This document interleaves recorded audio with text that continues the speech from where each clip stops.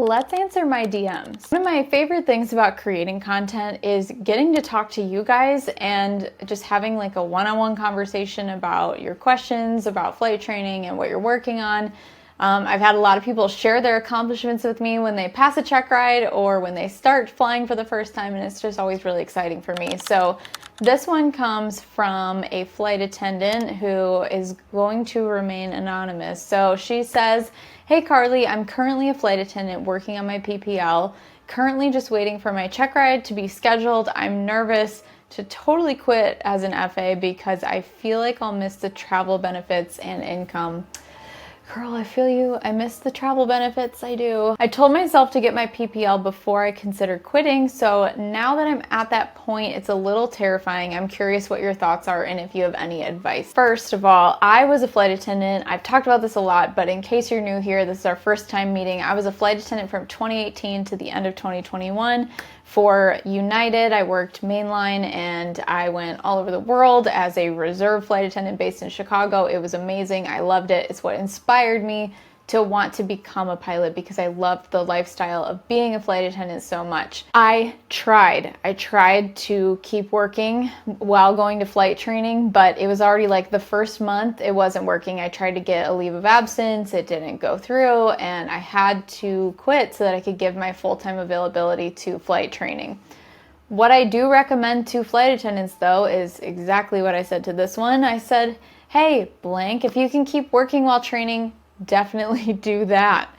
In my opinion, I think you've done the hardest part and could totally do the rest. I really think that private pilot, if you are brand new to aviation, especially as an adult, if you grew up in aviation as a kid and started training when you were really young, private pilot is probably not going to be super hard for you. But as an adult coming to aviation from another career path, I was an artist previously. Private pilot is really intense. And I think if you can make it through your PPL, your PPC, whichever one you want to go by, then the rest of it, it's not going to be easy exactly, but you know what to expect. When you've gone through PPL, you can do the rest. So this is what I told this flight attendant. I said, so much of commercial is time building. You could do a lot of that time without an instructor and not worry so much about scheduling conflicts.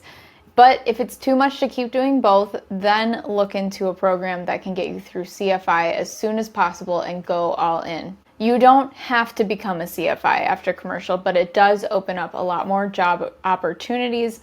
Good luck, whatever you decide, and have a great check ride. And she just said, thank you so much. So if you're a flight attendant and you're finding yourself in the same position, you're thinking about quitting to go full-time into flight training, but you're not sure, you're kind of nervous to take the leap, I would say listen to your gut instincts. And if you are like this flight attendant that was able to go through almost all, except for her check ride, of her private pilot while also working, then keep working. Because what I will tell you is, I don't want to say I regret anything about my experience because I don't, but there are things that I know now that would have made it easier, that would have made it better. So if I had been able to keep working while I was training, I would not have put myself in the financial situation that I did at 29 years old. I signed a huge loan. Actually, I technically signed it at 28, but it was like a month before I turned 29, and put myself in this financial hole for years that I am still working my way out of. I only started paying on it this last year.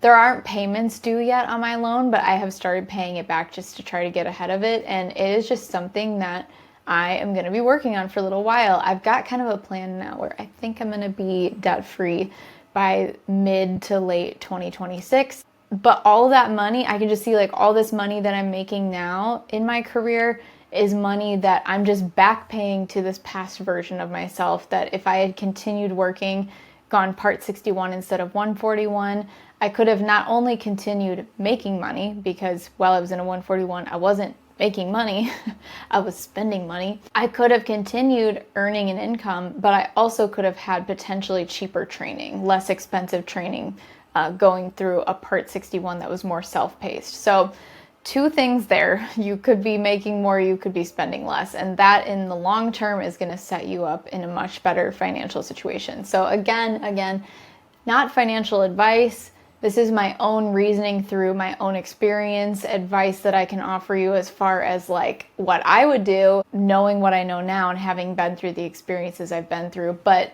it's your money and it's your training, and whatever you need to do for you to get through, to get done, to become a pilot, do that. That is always what I come back to. That's why I say I don't regret my training.